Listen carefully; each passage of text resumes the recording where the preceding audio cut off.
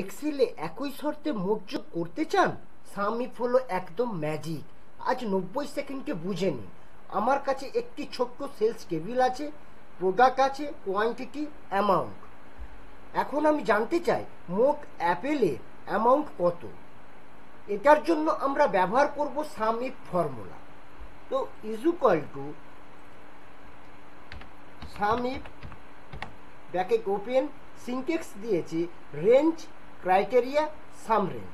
তো রেঞ্জ হলো product range, comma, double quotation, criteria কি অ্যাপেল, আমরা অ্যাপেলের মোট অ্যামাউন্ট জানতে চাইছি। তো apple double quotation comma sum range মানে amount range, bracket close, enter. দেখুন অ্যাপেলের 3টে অ্যামাউন্ট যোগ হয়ে চলে এসেছে। ঠিক একইভাবে আমরা যদি ম্যাঙ্গোর